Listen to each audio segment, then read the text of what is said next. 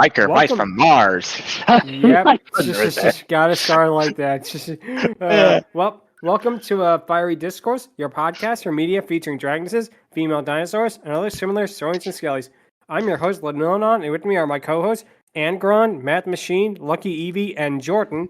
Today is our 64th episode, and we're discussing the 1995 Biker Mice from Mars episode, Biker Knights of the Round Table. So, let's get things started.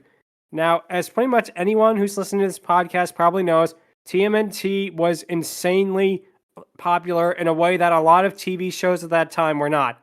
And of course, with it being successful, there would come up a lot of different knockoffs. A lot of fly-by-night animation studios would pop up, trying basically to follow in the footsteps of the Ninja Turtles.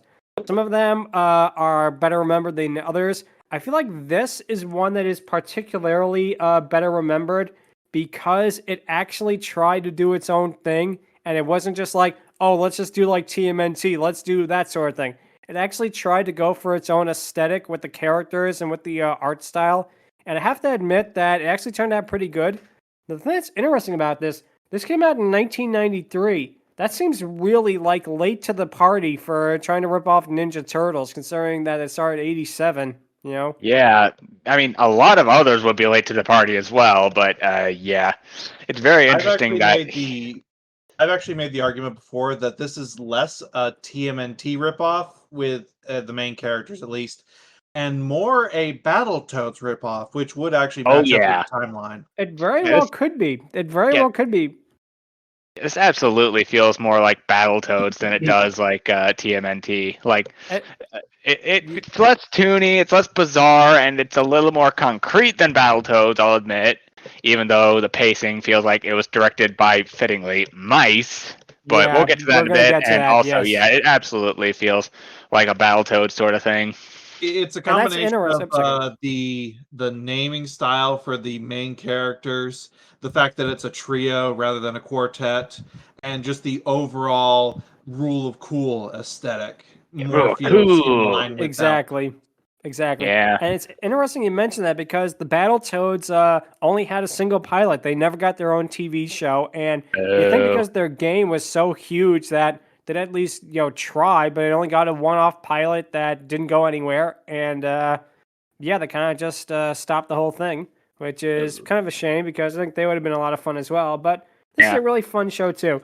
But like Angron said, this show has some of the most hyperactive editing that I have seen, and we'll get to that in a minute. But before the thing that's very interesting is that the lead of the Biker Mice, Throttle, he is played by none other than Rob Paulsen, of course, legendary voice actor. Wacko Warner, all that. He also, lest we forget, was Raphael in the original Ninja Turtles. Which, hey, we're talking about a tactical turtle spinoff here, so that's a big bonus. And then, of course, he played Donnie later on. But by this time, I think actually this is like 93. This is probably around the time Animaniacs had just come out. So I think he was probably best known for Ninja Turtles when this came out. Well, dang. Oh, yeah. It's also fitting that he played Pinky, which, yeah, I hear. Oh, and he also kind of sounds a little bit like Bucky O'Hare now that I think about it. He does. That is very interesting. That's another thing that this show kind of resembles in a way. You learn something new every day. Who knows? Huh. All right. Also, one of the other three mice, Vinny, is voiced by Ian Zerling, who at the time was on Beverly Hills 90210, and today is probably best known for starring in the Sharknado franchise. Will there be a crossover between Biker Mice from Mars and Sharknado? We can only speculate. Oh, boy. But yeah, the thing that's interesting about this is this episode is actually a two-parter. But from what I've seen on streaming services, it's kind of mashed together into one part, which is very interesting. So the episode begins with Throttle and Vinny talking about the lack of action before the third biker mouse, Moto, busts the door down and he talks about wanting to go out for a fight. The other two are basically trying to get their bikes repaired at this time. And Moto is basically shaking from the lack of excitement. It says since they haven't heard from their arch nemesis Limburger, they want to find out what's going on. Yep. The other two basically agree and get on their bikes before they're fully repaired. They ride out of the garage just as Charlie, their mechanic friend, gets back. And basically Charlie is just April O'Neil. She kind of has the same exact purpose of April O'Neil, with maybe a little bit more agency, but otherwise it really is similar. She also kind of reminds me of the Dark Queen from Battletoads, which again, this show absolutely feels like. Down to the fact it kind of feels more like a video game than it does an actual TV show for the most part. Oh, it like does. If you really think about it. Definitely. And Biker Mice from Mars actually did get a SNES game. I have no idea how it was or if it was any good.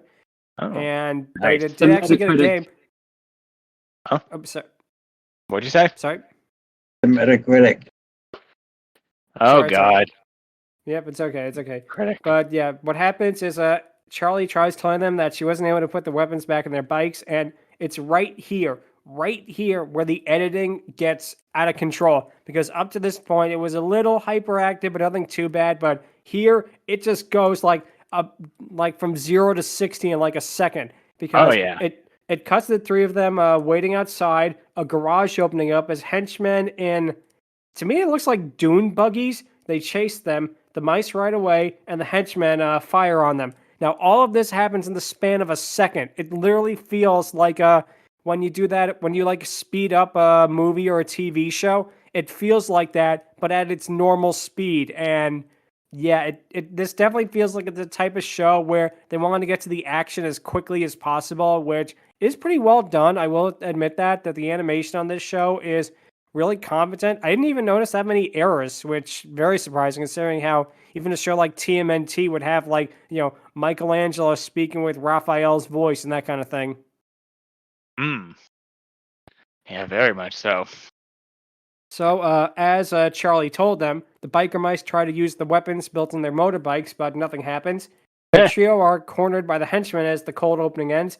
And then we get to the theme song, which the song is literally just Biker Mice from Mars, Biker Mice from Mars, with like an electric guitar over it. Yes, as I know. I'm telling you, 90s action show just repeated the title of the show and in the song, and that's it. Weird. I've never heard that before. Yeah. Exactly. But yeah, the animation shows the trio fighting their enemies while riding on motorbikes and saving Charlie. Basically, like you said, it's a pretty much stereotypical theme song. And after the theme song, the trio jump off their bikes and take out the henchmen with various other weapons. And it's at this point you could really tell that this show had a lot of censors on it, because the biker mice have to knock the henchmen out of the cars before they blow up the cars. And it's something that even like Ninja Turtles, I'm not going to keep doing comparisons to it because that would get really annoying, but basically Ninja Turtles were kind of the same way, that they could only destroy stuff like robots and that. And you probably have to blame that on like the 80s censorship board that's at the time. Early 90s censorship, more like it. That too. Well, kind of the same, really. It kind of bled into that.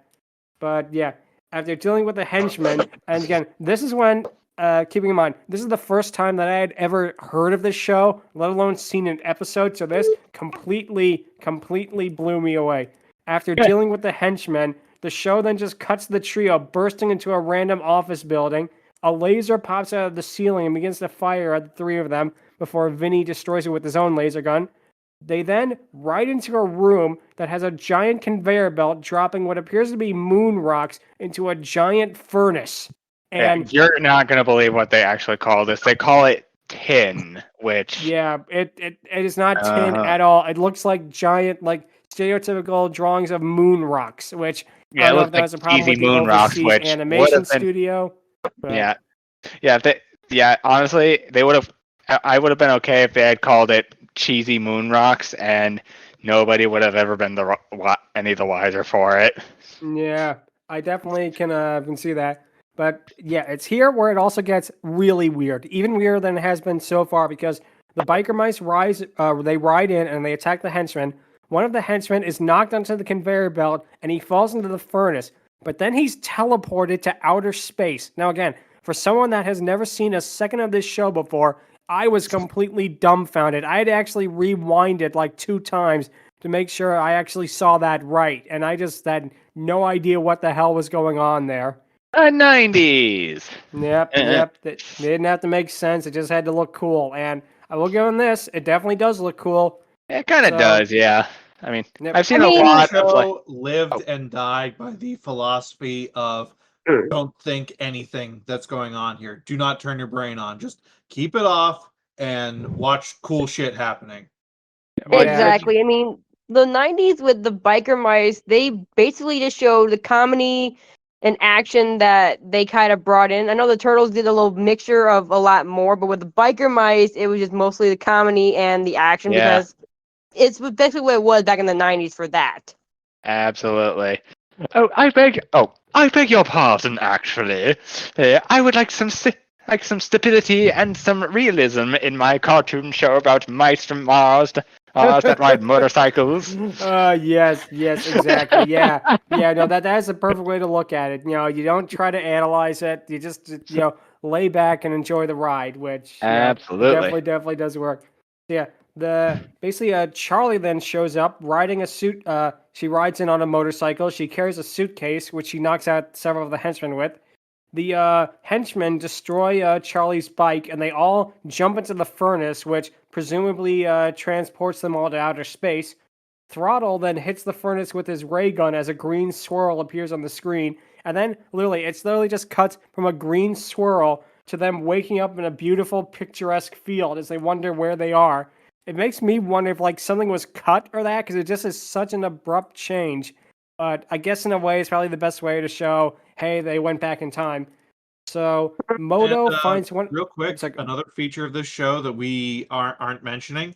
Oh, go ahead. This has probably one of the, if not the hardest, metal soundtrack to an animated series I've ever heard.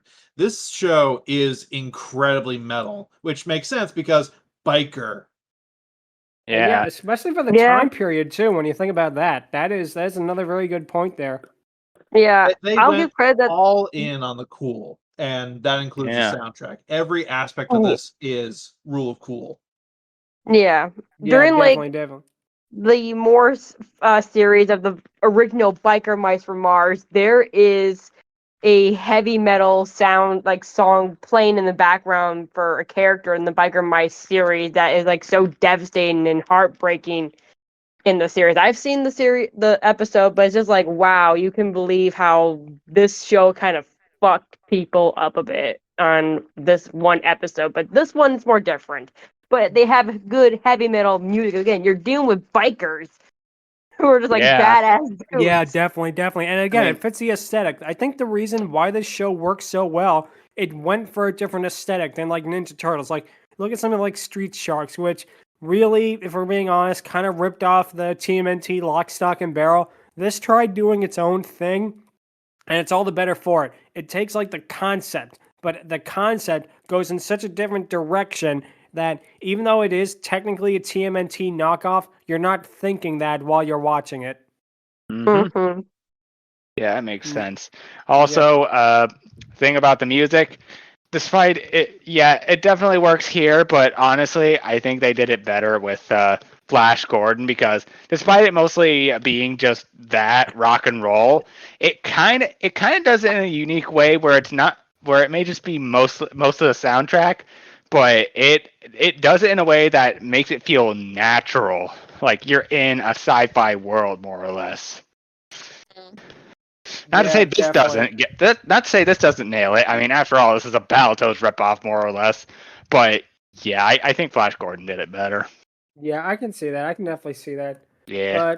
But getting back to the episode though, the three of them put on their battle armor that they have in their bikes. Moto finds one of the moon rocks in a crater, and then an arrow lands in a nearby tree as the three look up to see three knights staring down at them. And then we get a line that really, Throttle and Moto joke that they must have been sent to a planet of giant refrigerator magnets, which, okay. And then the knights notice that the three mice are wearing their quote-unquote wheeled steeds, and they charge at them. The trio knock the knights off their horses using their weapons, but it's here that I mentioned earlier that this show doesn't have a lot of animation errors, but it does have one, and this is a big one. This is honest to God. Outside of the stuff from Deke or Bamboo Bears, I have no idea how this made it to air, because what happened is a knight is chasing Moto and Charlie on the bike. However, Moto is placed on top of the animation of the knight. What it looks like is those old movies where they would have a character drive a car, but it would clearly just be a rear projection. It feels like that, but in animation. It just looks so weird, you know? Yeah, unfortunately, when this show does animation errors, it's very noticeable because otherwise it's actually really well animated. Yeah, it's pretty well animated, absolutely. Like something like Deke or something made by like SEK, aka North Korea, like Bamboo Bears. Those stuff you kind of expect the animation errors, but when it happens here, you really do notice it. Like even like Ninja Turtles had quite a few animation errors, which made noticing all of them pretty wrong. But this one was so egregious, I actually had to point out in my notes, which I usually don't do for all of them. But what happens is Charlie is picked up by one of the knights. She kicks him in the face before rejoining Moto. And then the knights see a dragon that, in a clever twist, turns out to be a giant excavator. One of the knights, who is Sir Lancelot, charges at it. And it's here where Charlie finally realizes that they're in the Middle Ages, which, like, it took you this long? I mean, what, did you think you were in a Renaissance festival all this time? Yeah, apparently, I guess. Yeah, where they never broke character or that. But the biker mice ride off to help him, and it's here we get to see the excavator. It's piloted by a character who, I put in my notes, he looks like a human version of Rocksteady from TMNT. So I literally just have him listed as human Rocksteady. Yeah, he's technically General Oil or something like that, but man, the lengths they go for this character. He's literally like dripping oil, like no matter what, and then just he's reminds very, me of that one. Yeah, reminds me of that one. I don't like him. He's very annoying, and he's very that whole bit with him dripping oil, like you said, is just nasty. It's like he's why not do you even annoying. do that? It's less annoying and more. He just reminds me of that one Junji Ito freaking segment.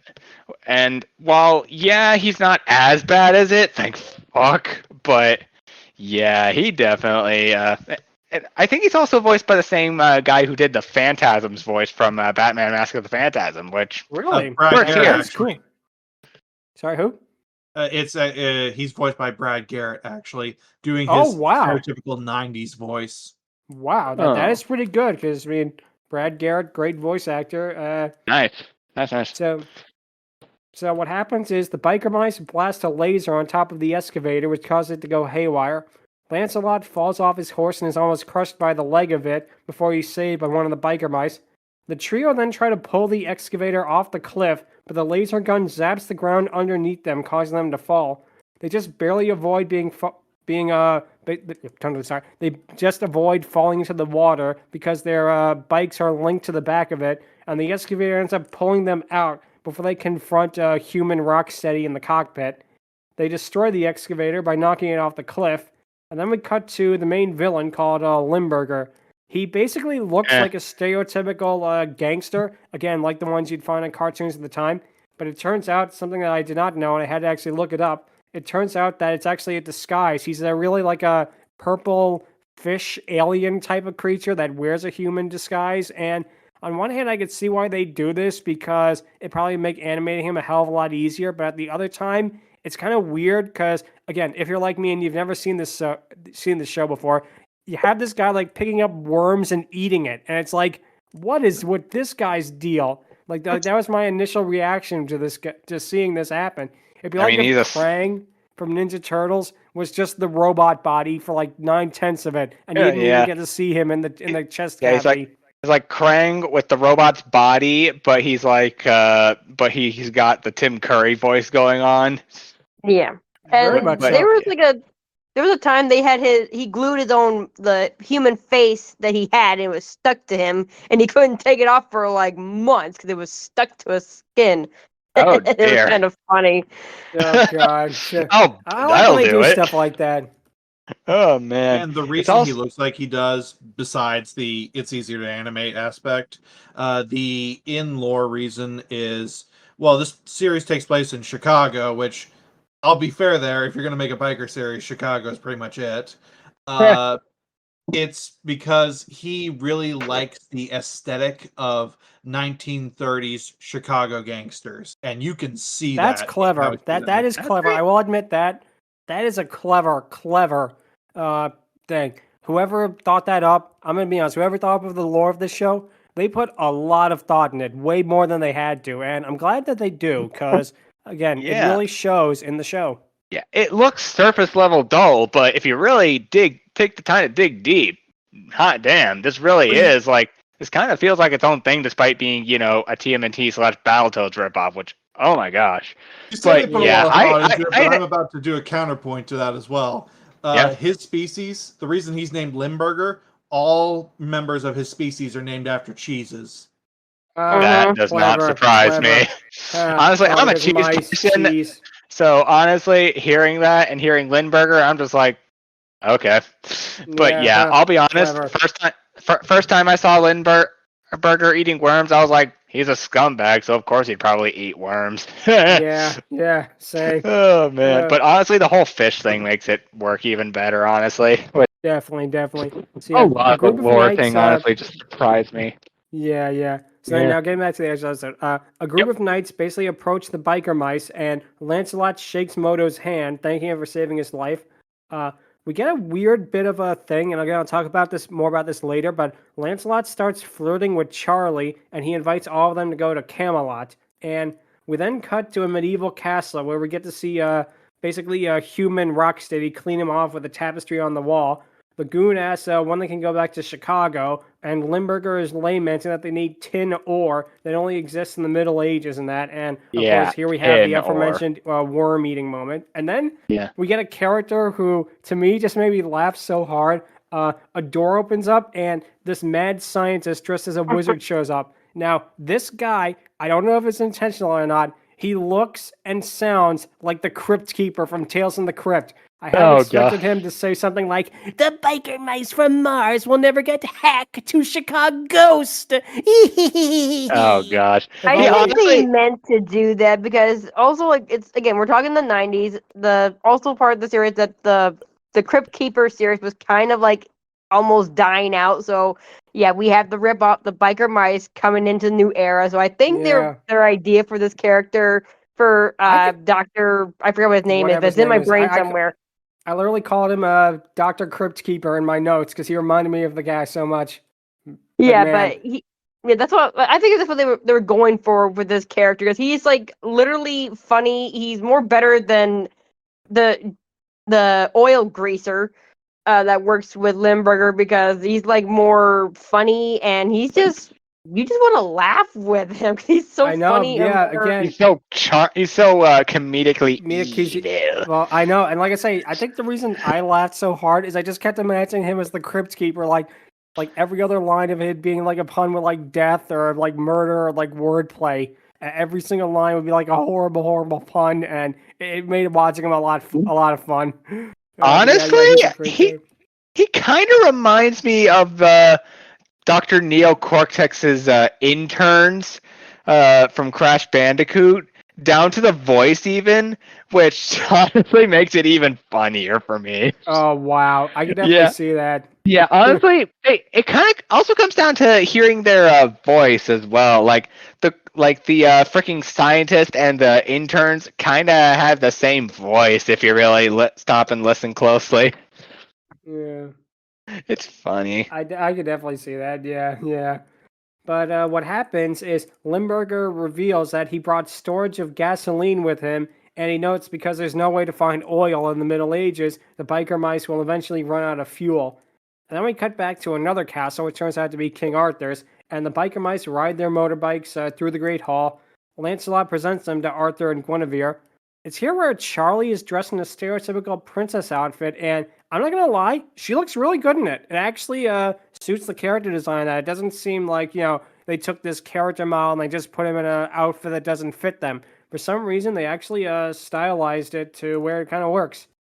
So what I really liked is that it did look good on her, but at the same time, she is the stereotypical biker girl, so she absolutely hates it.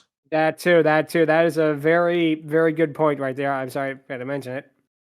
But it's here we get the moment that, for me, I think this is the exact moment where I actually was like, okay, I think I like this show. It's when the biker mice take off their helmets and they bow to their king. And of course, since they're giant, 6-foot walking, talking mice, it's shocking to the royal court. But then, and something that is so clever, really just so clever, even more so than like the Ninja Turtles did, wearing their like Tor Johnson masks and that.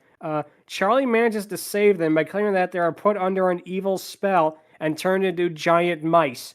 That is legitimately really clever. And when they got to that moment, I thought, okay, whoever wrote this show and did the writing for it, they put a lot of effort into it. They explained things that you didn't really even have to explain, and they really did. Oh my gosh! Yeah, they like honestly, that was pretty clever. I was like, good job, show. Good job. Honestly, same. it would be very funny if like. Oh gosh! Like if they like try and turn them back and just like, darn, the thing's working. They're just like, no, we're okay with it. This curse is pretty cool. Like, just imagine someone gets transformed into a dragon. They're just immediately like, oh hell yeah, this is awesome. Well, we'll get to a Dragoness transformation in a little bit, but since this is a two-parter, this episode's probably going to be a little longer than usual. I actually did not know this was a two-parter before we started watching this, believe it or not, but it'll still be interesting. What happens is basically, Merlin appears in the court and he tries to tempt the biker mice back to normal, but of course the magic power does nothing because, of course, they are normal. Arthur claims there'll be a great banquet for them, and the three of them cheer for their favorite drink, root beer. I think these guys are probably the only guys more obsessed with root beer than Plankton's family were. Or the turtles with pizza. That too. But when they mentioned root beer, I thought of that SpongeBob episode. How about root beer? Yeah! Oh, yeah. Get me the formula, and I'll get you all the root beer you could drink. Yeah. Yeah. Wait, what? No, but yeah, it really reminded me of that. But classic. Oh, but gosh. we then cut back to a Limburger as Dr. Cryptkeeper works on fixing the transporter, and he tells them that the largest amount of tin is located under Camelot Castle.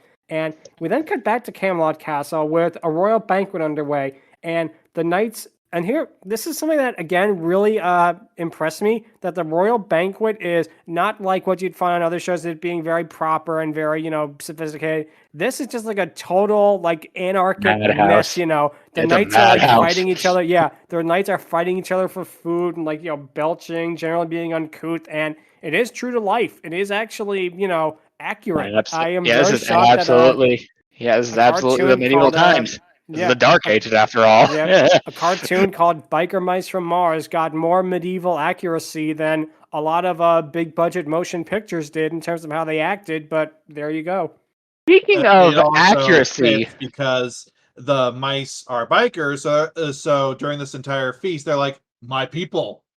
Yeah, that too. I like that. I like that they did that. All my fellas. Dun, dun, dun.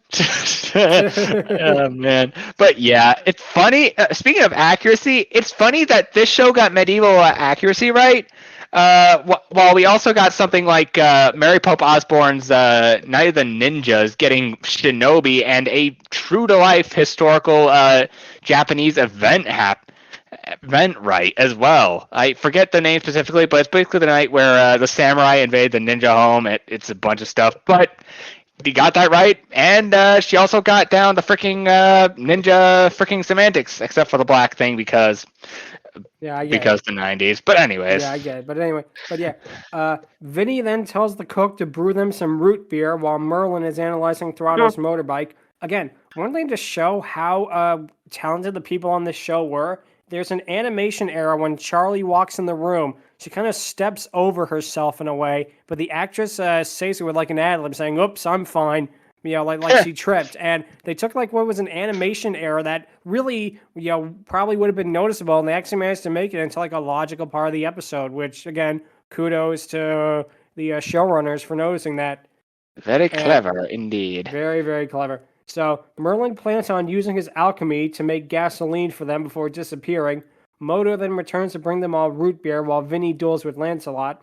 And then we get a call from Limburger, who shows up at the door with his various henchmen dressed up as all different types of medieval characters, like the oil guy, aka Human Rocksteady, is the knight. Dr. Cryptkeeper is the wizard, and they have some guy just as a jester and that. And of course, the biker mice from Mars instantly do not trust him, as Arthur demands that Limburger get out because all of the dragons are rampaging his land. Now, a neat fact is the dragons, of course, are all the giant machinery that he's using, which again, that makes sense. Absolutely. Limburger then attempts to buy Camelot with a comically low amount of gold coins. He then claims to be offended when Arthur does not take the offer, claiming that he's going to have a joust with his knights, and he, of course, drops his glove like you do in the Middle Ages. And it's here we get a moment that really, really made me laugh pretty hard. The human Rocksteady picks up Limburger's glove and gives it back to him, causing Limburger basically to take the glove in his hand and just whack it over the guy's head in a really hilarious moment. I think what it is, it's like the metallic clanging sound effect they play. It really got a good laugh out of me, which I was very surprised at for this kind of show, to get that kind of laugh out of me with a joke. Like, they beat the Limburger beats the shit out of Grease Pit for a good solid 5 seconds. It's hilarious. Yeah. And again, the sound effects are really, really what makes it hilarious. Yeah. I think with Limburger, his professor, and the Greaser, I see them as the weird version of the Three Stooges. Yeah. Well, I mean, there's that little creepy jester guy who I don't remember his name. I don't think they ever said his name. They did. Him, I just don't remember it. I can't remember. It's Toad Professor Man something. He looks like a frog. Yeah. Oh, yeah, that's right. Their little pet. Oh, what's that name? That's going to bug me now. It's all right. It's all good. It's already bugging me. Main villain, Limburger and his minions are basically like the Three Stooges. You have one who's Mo, Curly, and they're basically like that. It's more funnier. Yeah. That little thing is called Fred the Mutant. That's Fred the Mutant. Right, okay. Oh gosh, now I'm imagining Fred from Scooby-Doo as a freaking mutant. God. Which honestly wouldn't put it past freaking Hanna-Barbera to do that. Let's be fair. Oh man. If only they got Frank Welker to voice him. What a shame. What an absolute shame. And I've said before that I think that the main characters are more analogous to Battletoads. Basically, every other character beyond that is a TMNT ripoff. Grease Pit, the guy that you're referring to as Human Bebop, absolutely is the Bebop Rocksteady of the show. Carbuncle, the Cryptkeeper doctor, he is basically Baxter Stockman. Yeah. Nice. Yeah. And Fred the Mutant is pretty much Slash. Pretty much. I can see that. Oh man. So basically, Limburger demands that Camelot be the prize, and of course, since he dropped his glove, Arthur is forced to take the challenge. We then cut to the jousting city as Lancelot and the other knights prepare to duel. His opponents, of course, are riding the same exact dune buggies from earlier, and the biker mice ask to help out with it.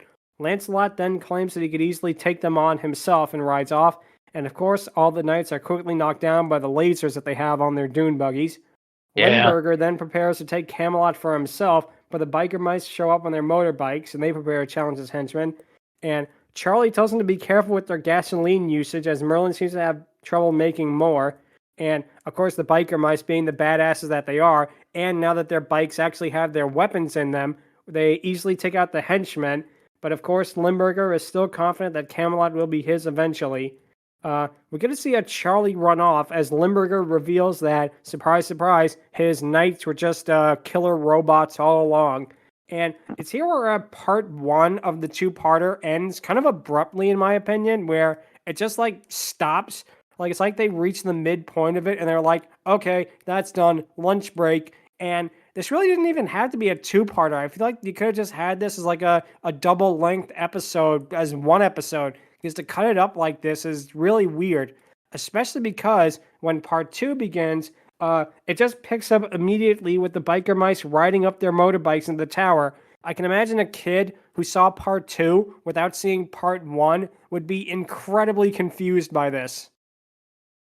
Like there's no recap or anything, which on one hand is good because it doesn't waste time, but on the other hand, it makes it kind of confusing if you didn't see part 1 first. Yeah. Yep. Sorry It about kind that. of But does anyway, make it a little confusing, but honestly, yeah, this show is kind of an enigma, even though it's a pretty good enigma. definitely. So I don't, But so of I don't course, really, I don't really see it that the bad. biker mice. Since the biker mice have fled the stadium, Limburger claims that means they forfeit, and he forces Arthur to sign Camelot over to him. The biker mice, of course, decide to use their battle armor, but they're apparently too late as Arthur has already used his seal. Of course, the biker mice don't care, and they literally just blast it to pieces with their laser guns, and they confront his robot knights, again, easily destroying them because, yet again, they're badasses. But it's here we get the other twist in the story, because Dr. Cryptkeeper and human Rocksteady are placing bombs in the castle, and they plan on blowing it up so they could have easy access to the tin. Charlie attempts to run away to tell everyone, but she trips over her dress, and of course the two capture her, much like how April O'Neil was always captured. Merlin attempts to confront them with magic, but the scientists use a ray gun to knock him against the wall, and Limburger drives off and he laughs because he knows that they planted bombs in the castle. Arthur officially knights the biker mice as honorary members of the round table as they cheer. But then they finally notice that, hey, where's Charlie? They go into the castle. They find Merlin as he tells them Charlie was kidnapped. And it's here where we get the two basically separating. Arthur tells, tongue with it. Throttle tells Arthur about it as he decides to prepare his troops to march on their castle. And we get to see the biker mice ride off again as we see Throttle noting that they're almost out of fuel. And to be honest, they had a lot of fuel for this entire episode until now. It took them this long when they were pretty much riding their motorbikes almost non-stop since they got to the Middle Ages.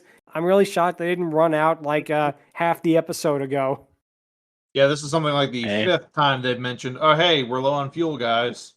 And it still hasn't come into play yet because the three of them pass another giant excavator before they drive over bombs.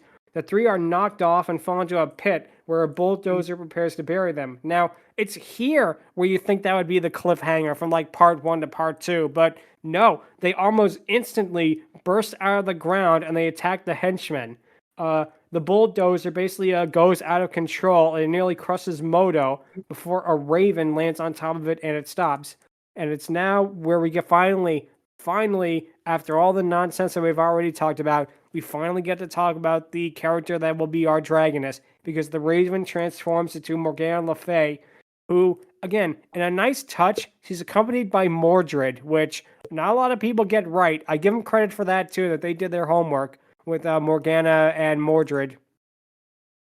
But yeah, she shows up really late to this two-parter, like almost near the end of it. I feel like she should have at least been mentioned or introduced in part 1, because this comes completely out of nowhere. Not that that's a bad thing, mind you. Yeah, this is including the opening, this is 38 minutes, and about 26 minutes in is where we finally see her. Exactly. Yep. But Mordred and Morgana bring the biker mice to their castle, and Mordred claims that it's his. Then we get to see Limburger appear on a tiny telescreen, and he tells them that Charlie is kidnapped. Mordred demands that Camelot be his, but Limburger tells him to get rid of the biker mice. Morgana uses her magic to knock them down a pit, then she has them chained to a wall.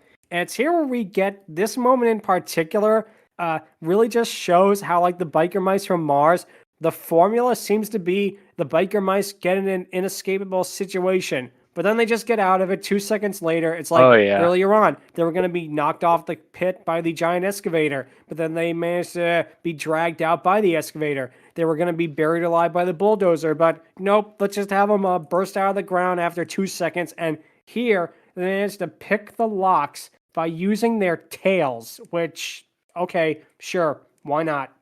The idea is, hey, we're going to show how cool these guys are by putting them in bad situations and them getting out of it without a sweat. I know. In a way, I see that, but at the same time, it kind of makes them feel like they just have plot armor for the sake of having plot armor. It's like, okay, can nothing affect these guys? I mean, did you not see how ripped they are with their six-packs and their biker vests? Nothing will affect them. True. I definitely see your point there. Days. Yeah. But we then get to see Morgana work over a cauldron as Mordred tries to get the bikes under control. Throttle knocks out Mordred as Morgana calls the guards in to deal with them. After they easily defeat the guards, because again, they're badasses, Morgana stands on top of the staircase and she knocks them back with her magic. And then we get to see why we're doing this episode in the first place, because Morgana transforms into a dragoness. She does this kind of on screen, kind of off screen. It's a little hard to describe. She has red scales that matches her dress and horns that match the collar of her dress, which, again, always a plus in my opinion. Her dragoness form is, again, for something that appears so late in the episode, and spoiler warning for such little time, it looks really good. I actually was very surprised how well they did this design, and it's kind of a shame they didn't use it for longer, but for what we do get of it, I really, really like what they did. This was pointed out to me by Angron, and I, as soon as he said it, I could not stop seeing it. Her design is actually pretty reminiscent of what you would expect a Doom, the video game style design to be. Yeah, not the Doom from Futurama, Doom, but the Doom that Bethesda didn't fuck up, surprisingly. Yeah, but no, I actually could see it as well. I wonder if this was 93, right? So I don't know if the game was that popular then, right? 93? It very well could have been inspired by that. But regardless, what happens is Morgana's her form. Again, I really, really like it. I like what they do with it.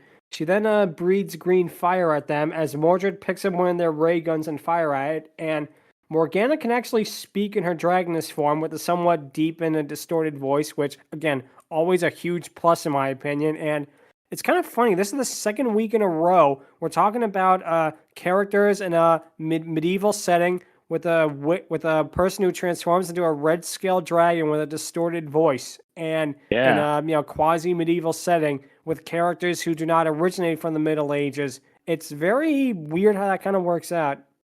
Something. If I had a nickel, something. Yeah, something, exactly. Phineas and Ferb. Something. Swampy Marsh. Yep. So basically, she uses her eye beams to try and turn them to stone. But the biker mice knock Mordred off the cloth he was standing on, putting them in her path. And here, again, they did their homework. I really have to give them credit for doing their homework. Morgana being legitimately heartbroken over what happens to Mordred is a really nice touch, because that was their relationship in the actual Arthurian legends, that she actually had a thing for Mordred and that. And I give them credit. I actually give them credit that somebody did their homework with this.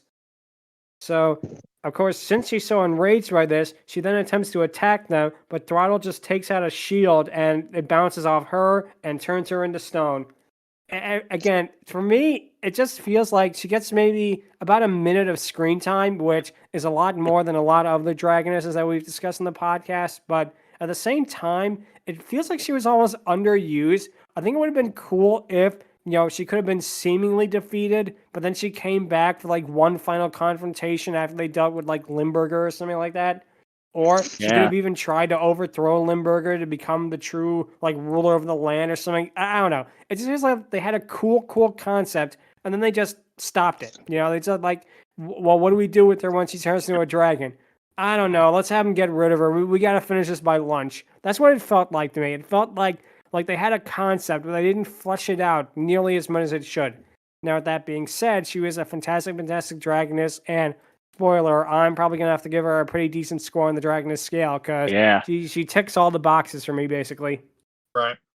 Absolutely. This is one of those things where the entire subplot with Morgana is completely pointless to the story. That you could take this out, you would miss nothing. But here's the thing. Rule of cool. We have to do it. Why? Because it's cool. Yeah, and it works. It actually does work. I mean, as a little like detour, like you said, it doesn't make sense of the story, but believe me, this show is not about the story, not at all. It's about, it's like something for kids to watch on Saturday morning with some sugary cereal and just soak it in. Oh, absolutely. Definitely. So the biker mice ride off to stop Limburger, but after this, they finally run out of fuel, which, again, took them long enough. I mean, you were pretty much riding your motorbikes nonstop, and now they finally runs out. Of course, Limburger gloats over this as the biker mice are basically forced to drag their motorbikes through mud before they tie it to cows and being tugged along. Arthur Honestly, not the worst way to get there. Definitely Honestly, not. getting Definitely there in not. style, all things considered. True. If only they were the girls from Home on the Range, but sadly that did not exist back then. Yeah. Yeah.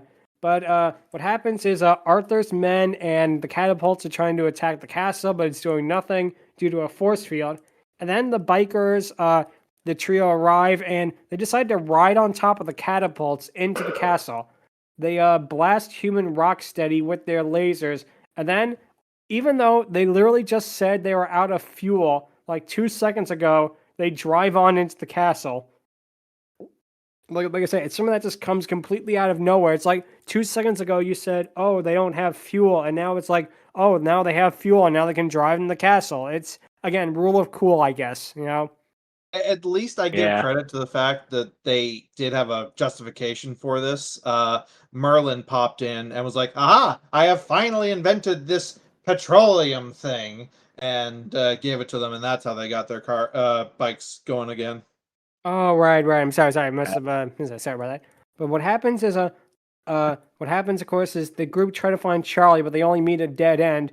The wall then opens up to reveal Limburger there, of course, with a Dr. Cryptkeeper. Dr.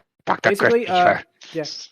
Like Matt said, Merlin gives the biker mice gasoline. He then attempts to attack the scientists in Limburger with magic. They drop down the wall before Merlin can strike them, while the biker mice ride off. Arthur punches out human Rocksteady and that weird frog boy Fred. I guess we'll just call him that. Frogboy Fred. Frogboy Fred. Frogboy Fred. It's a good name. I actually kind of like that name. Yeah, we're calling him that now. Frogboy Fred. Yeah. But the biker mice arrive behind the wall while Arthur uses his sword to basically slice the wires of Limburger's machine that's going to detonate the castle. And it's like, okay, that's a easy way of dealing with it, you know? Oh, He yeah. literally just like pops open the panel and he just uses his sword to slice the wires and that just disables it, which, all right. Charlie is freed and then Merlin drives away the Cryptkeeper scientist by creating frogs, which causes the Cryptkeeper scientist to freak out and run away, which, okay. Oh, it's even better. Merlin first creates a projection of Cryptkeeper scientist's ex-wife. Oh my god! I mean, I don't know. Wow, I don't know if the copy I saw had that cut out. I did not see that. That sounds hilarious. What the I'm sorry, what did you say? I'm sorry, what was that? It made his ex-wife. Ex-wife. Oh, I cast divorce. That's right, I forgot about that. I guess the version I saw had that cut out. That was weird. Wow. But no, that sounds hilarious. It really does. It was. Oh wow. But yeah, I cast Memories of Divorce. Classic. Okay. Limburger and his crew then head to the transporter with the biker mice and Charlie following close behind. There's a weird moment where they imply a romance happened between Charlie and Lancelot that really did not. It's like maybe it was something that they had in earlier drafts that they cut out, so you just have this one moment that comes completely out of nowhere, and it just feels weird because I don't even think they share any lines, you know, or even share a scene together, like not in an ensemble. I mean, they share a few brief moments, but that's it. It's like nothing that justifies, you know, this sort of reaction. So, oh, absolutely. Of course, the biker mice and Charlie just barely make it back into the transporter that brings them back to the modern era. Charlie then sets the transporter to different time periods, which causes it to overload. And basically, the episode ends very strangely. The entire office building disappears into the prehistoric era as a T-Rex bites the office. So I guess that means we're reviewing two female characters on this episode. Ha ha. Not really. Not really. Oh, it's just so small. We will not rank the T-Rex. Basically, it throws the office building into a tar pit as it just sinks slowly. And the episode just stops there. It's like, it doesn't even really end or fade out. It just stops, which, again, probably because they spent all of their ideas for the rest of it. But, yeah. Biker Mice from Mars was a cult hit And it was popular enough to where we get not only, of course, the prerequisite spin-offs and toys and video games and whatnot, it actually got a sequel series in 2006 of all time. Oh, then. Yeah, which maybe was to capitalize on 03 Ninja Turtles. I would not know because I have not seen it. But it sounds a possibility. And the thing that's really it was, you can even see in the animation style that it was trying to recapture that 03 Turtles style and magic. Yeah, but I will say this, they got all the voice actors back, which of course Ninja Turtles 03 did not. So point to this. dang. They got Rob Paulson, they got I think everyone they could that was like alive or still working, they got back for the reboot or sequel series rather. And that's the other thing. It's not like Ninja Turtles where it's its own separate universe or like every single version is its own separate thing. The 2006 Biker Mice from Mars was a sequel to this, which is very interesting. That not a lot of cartoons would do that, especially at the time, especially for like a 90s toy-based cartoon to get a sequel like 13 years later. That's almost unthinkable. Oh, I'll do you one even better. There is a 2024, maybe 25, depending on how long it takes, revival in the works that's being headed up by Ryan Reynolds. Okay. Wait, a revival of Biker Mice from Mars? Is it like is it a TV show, a movie? What? I mean, It's going to be a series again. Wow. Is it going to try to be like, I guess, like Rise of Ninja Turtles, or is it going to be its own thing, or is it a sequel? Because that would be very interesting. It's so early in production, we don't have any information on it. Probably if I not, was to think that, it would be a full-on reboot. Yeah, because I imagine doing a sequel series like 30 years later would be a little odd. Maybe they could say, oh, they don't age in that, but it would be still kind of That'd weird. Be very much, that'd be very much weird. Yeah. But like I say, I personally, from this episode, I don't really know what to think of it. I liked it. I will give it that. I understand why it has its fans and it's a cult show because it definitely has that kind of vibe. And again, it doesn't feel like Ninja Turtles. It doesn't feel like anything that was on TV at the time, to be honest with you. Oh, it's absolutely. Something that just feels so... It's not even like Batman the Animated Series, because of course nothing could be, but it just feels like it exists in its own universe. And I got to give them props. I give them a lot of props, especially for 1993, which, granted, wasn't the worst year, but you still had a lot of junk on the air that would things like, let's say, Happiness and stuff like that. That were just like toy-based cartoons to sell toys and had no brains put into it. But stuff like this really just, it works out well. It really, really does. And yeah, it very much does. Absolutely. I really appreciate this show because it's, especially this show's my age, something that you don't see anymore is just a show that lives by the philosophy of rule of cool and nothing else. Shows these days, you have to either have really intricate, long plot threads or wacky goofiness for the sake of it. You don't have any show that just it exists to exude coolness, and they don't give a shit about plot or jokes or anything else. Just cool shit happens. Yeah, the fact they actually put lore into this and not just, oh, hey, we're totally freaking cool or whatever, really shows the care that went into this. And even though it's not my thing completely, there are other knockoff shows that I absolutely like better than this. It's still very nice to see that effort went into this. I can see that. I can definitely kind of see that, you know? Yeah. Indeed. Yeah, definitely. So now it's time for the question of the week, which is, what is your favorite show that is considered to be a knockoff or a ripoff of another show? Now, it could be anything you want. It doesn't have to be like TMNT knockoff. It could be any kind of knockoff at all. Yeah. My answer, I'm going to say one that is pretty interesting. I remember really, really liking the... trying to think. Oh, yeah. I remember really, really liking the show Brandy and Mr. Whiskers. It used to be on Disney Channel. It wasn't my favorite show, but it was a fun show. And it very much has a kind of, I guess, close comparison would be Rocko's Modern Life type of humor to it. in that it really kind of has this kind of surrealism to it. And even at the time, I remember people saying, "Oh, was Disney Channel trying to be like SpongeBob?" Which, yeah, kinda. It's almost Tiny Toons in a way because you got Charlie Adler basically doing his thing. But I don't know. There was something at the time. I've tried watching the show. It's held up better than a lot of shows in the early 2000s, to be honest. And I will give them credit that they tried. They definitely tried. I've read stuff about the head animator that is not so good, but it's wait. What was the show called? It was on Disney Mr. Channel. Whiskers. Disney Channel. Yeah. But yeah, it was a fun show. I remember enjoying it. I actually rewatched it. When I went on like a nostalgia binge during COVID and that, and I gotta admit, I liked it. I thought it was cute. It wasn't the best show. It wasn't the one that it wasn't like an all-time classic, like I'd say like SpongeBob and that, but I can definitely see why you would enjoy it and why it's kind of a cult classic in its own right, especially because it doesn't feel like anything else Disney Channel was making at the time, or even now, really. Like it's just total thing in that.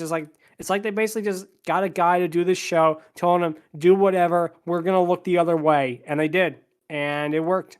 And I think, Nice. like I said, I think it worked out really well. It's a really fun show. It has great voice actors. I mean, Charlie Adler, Tom Kenny, really legends in their craft. I think Kelly Kuko was her first voice acting role, first big one actually. Before, of course, she became Harley Quinn later. And yeah, that's gonna be my pick. Yep, for my show that was considered to be a knockoff, because I remember reading a lot of people thought it was a Rocco knockoff, and a lot more people said it was SpongeBob, even though I don't see the SpongeBob references. I do see Rocco, though. I see a lot of DNA from that in there, especially with like its side characters and such. But that's going to be my pick. So, Angron, what would you have to say? Okay, so this is going to be a little bit of a threefold thing, because with that in mind, you just reminded me of 3 shows that were basically just knockoffs of the era. You got the Wuzzles, which is its own thing, admittedly, but it kind of does feel like somewhat of a Disney's attempt at cashing in on the success of stuff like MLP and whatnot, even though the Wuzzles initially started out as a Hasbro property, as like books and toys and all that stuff. Be that as it may, though, I absolutely love this show, and I really wish Disney... I've said this more times than I can really count.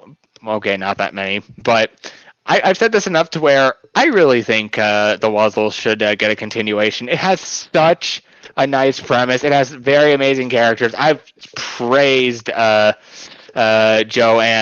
character, freaking Hoppo, many times over.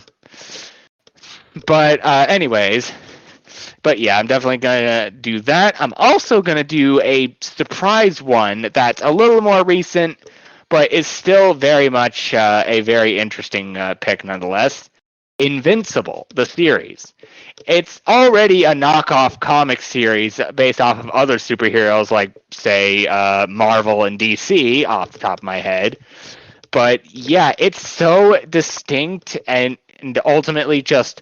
absolutely it's absolutely like grounded in realism, to the point that it honestly makes me very surprised at the of the changes that they did with this series.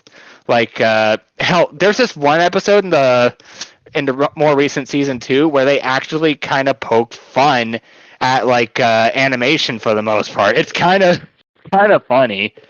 So yeah, I'm gonna do that as well.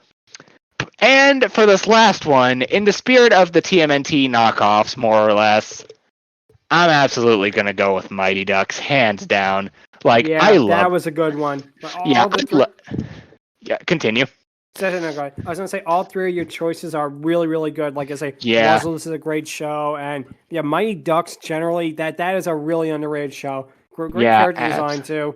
Yeah, it's stuff we've seen before, and it's, again, just basically Donald Duck meets freaking TMNT for the most part, / Biker Mice from Mars.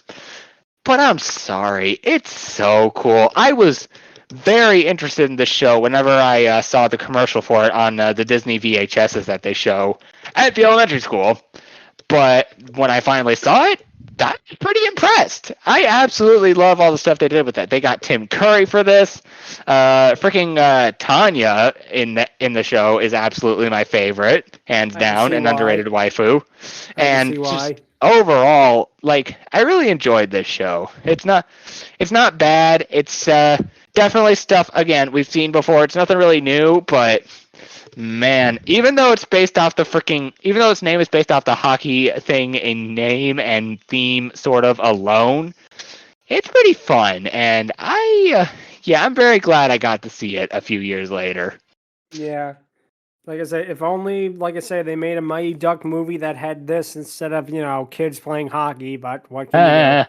But yeah, no, I definitely can agree with you there, especially with that choice, because that really is another show that is an underrated one. Definitely. Yeah. Yep. So, Striker, what do you have to say? It was your favorite show that could be considered a knockoff of another one? He's not here. Oh, I'm sorry. My apologies. I meant math. My apologies. Oh boy. I'm a guy that grew up in the 90s, and I talk about animation. Where do I start? Oh God. Here we go. This is going to be good. Special shout out to the classics like Road Rovers and Street Sharks. Road Rovers is a classic. Should have mentioned that one, but yeah. I'm going to throw in an extra special mention, weird one that has never been mentioned before. Captain Simeon and the Space Monkeys. I've never heard of this one. Effectively, it is What If TMNT, but with the monkeys that we put into space. Nice. I mean, I've heard worse premises. Yeah, I've heard worse premises. It is absolutely a TMNT clone. It's interesting, if nothing else, but it's weird. My choice, though, and I'm upset with Angron for this, Mighty Ducks. Nice. It's all good. I loved that series as a kid because of the villains. You have Tim Curry and Tony Jay trying to out-cheese each other. Nice. What more could you ask for? Oh, man. It was actually surprisingly well done, if not predictable in that kid-centric sort of way. Good characters. Overall, relatively well animated series. It's Disney, so that's kind of their shtick. Just a good series in general that absolutely is a TMNT clone. Let's not even beat around the bush about that. But I think that they handled it relatively well, and the villains are absolutely what make that series. Yeah, I agree. Villains definitely were worth it. Yeah. You got Curry, you got Tony Jay, you got Clancy Brown, you got Frank Welker. Jesus Christ, that is a stacked deck. Definitely. I mean, again, you like you said, you have Tony Jay and Tim Curry, two of probably the best, most talented voice actors ever, and them acting opposite each other is just perfection, absolute perfection, like you said. Yeah, absolutely. Yeah. Sorry for that with the whole Striker thing. I just force a habit for him being here on that. That's all. Right. Yeah. Yeah. So anyway, Jordan, if you're there, what would you say was your favorite show that would be considered a knockoff of one? Hi, sorry. I think my favorite 90s show would it's going to be the Biker Mice, obviously, because it's funny and stupid. That and Tales from the Cryptkeeper, I guess. I can kind of see that, especially because it was, I guess trying to copy Goosebumps, which was popular at the time, and like you said, the original Tales from the Crypt show is kind of winding down by the mid-90s. Even though I will say this, that that Tales from the Crypt, a lot of people diss the later seasons, but I think they were just as good as the originals. They really, really are a lot of fun, Yeah. I think they of course, Tales from the Cryptkeeper, the cartoon spinoff, was not nearly as violent or sexual as the original because, kids show, but it is a lot of fun. And one thing that's interesting, they actually were going to use the puppet Cryptkeeper, but apparently kids found him too scary, so they decided just to make him a cartoon, which on one hand I can kind of see, but on the other hand, that is such a good puppet. That is one of the best. Yeah, the live action for seasons 1 and 2 of the Crypt Keepers was. I mean, you look at this thing, it's like, oh my god, you're looking at a horror show, and it made a cameo appearance in Casper. But the cartoon, I'm like, where's the fun of seeing this disgusting creature puppet telling the story, and we get this black of a cartoon? I'm like, where's the terror in this? Oh wait, we're no longer in the 90s anymore. We're in the almost 2000s. Mid 90s. Yeah. Well, you see, we can't have kids being scared by a horror cartoon. That's just stupid. Oh, so we have the Goosebumps series that make kids' skin crawl from having something happen to them, but we can't get terrified of a puppet. True. That's definitely welcome to TV executives. Especially TV executives back then, especially TV executives back in the 90s. That definitely fits. So, Evie, what would you have to say is your favorite show that you'd considered like a knockoff of something? I mean, unless you can find someone who calls Pokemon a knockoff of Digimon, then I don't have one. You could say you could make the argument it's a knockoff of Tamagotchi. I'm like that because it's a spin-off of Tamagotchi. Oh, I always think I always forget that. I always thought it was a knockoff. I never realized it was. I think both are Bandai, aren't they?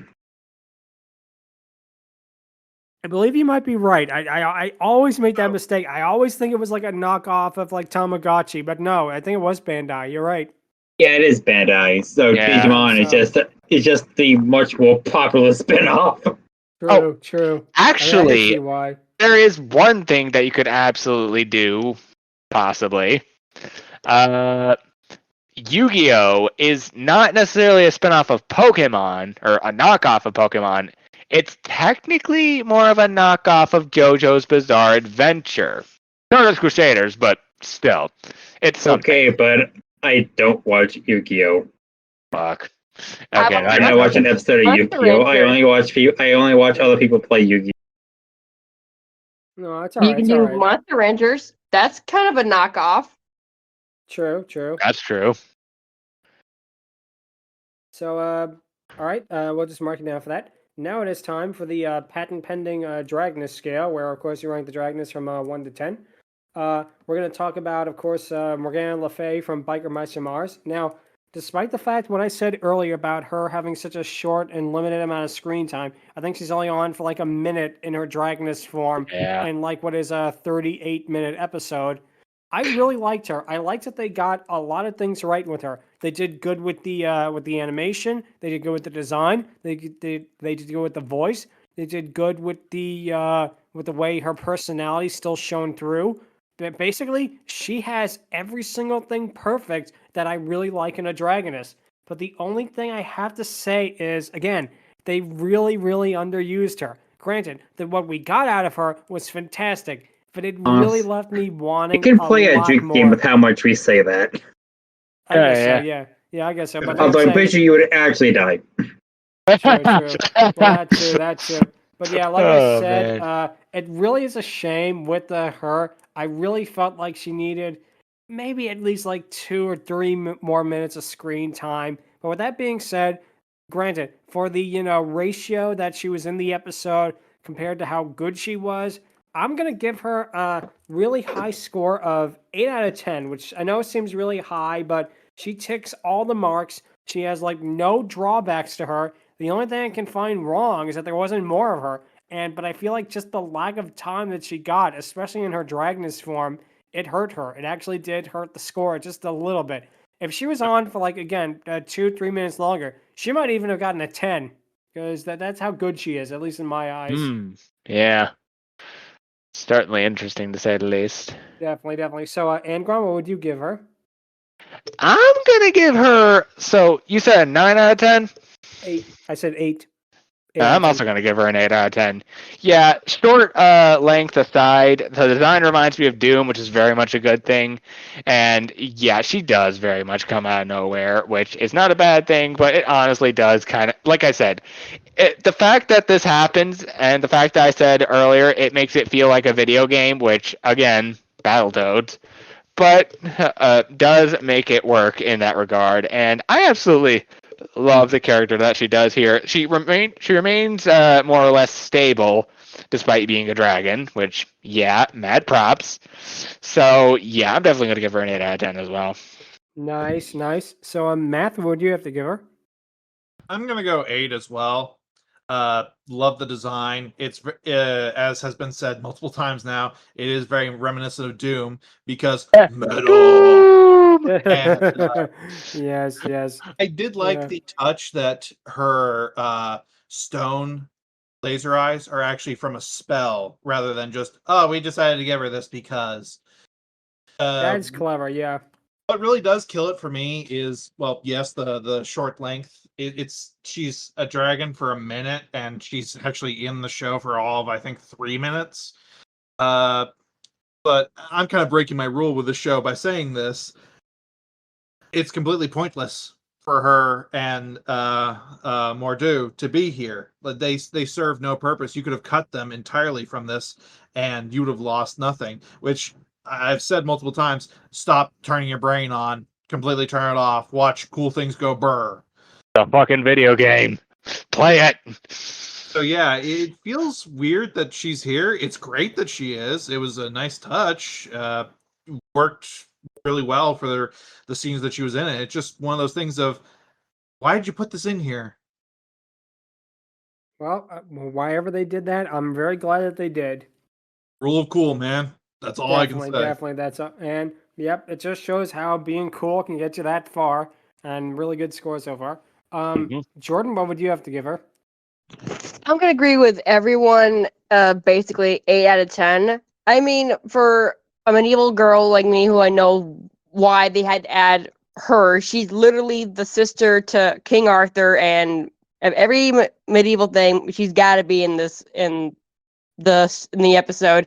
I wish that they would have done more with her, but it makes sense. They don't have enough time with her, so they might as well, have her be a cool dragoness in this episode. But again, if you're gonna do a Camelot episode, you're gonna have King Arthur. You're gonna have his sister, who is an evil sorceress in the show line. So I give her 8 out of 10.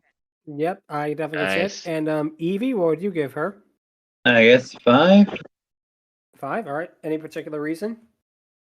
This is my go-to when I don't know what to say. It's all good. It's all good. So that's going to be it for this week. If you have any questions, or if you want to suggest how do you give Fred the Frog Boy a lot more screen time, you can email us at fiorydiscourse@outlook.com or visit us on Twitter at twitter.com/fiorydiscourse. Next time, we'll be discussing the 1996 Blazing Dragons episode, Knights and Nitresses. That's going to be a lot of fun, talking about a more obscure cartoon, but one that's kind of a cult classic in its own right, with a lot of high-profile fans in that. So, that'll be next week's. And until then, take care. Yep, laters. Adios. Out. See you next week.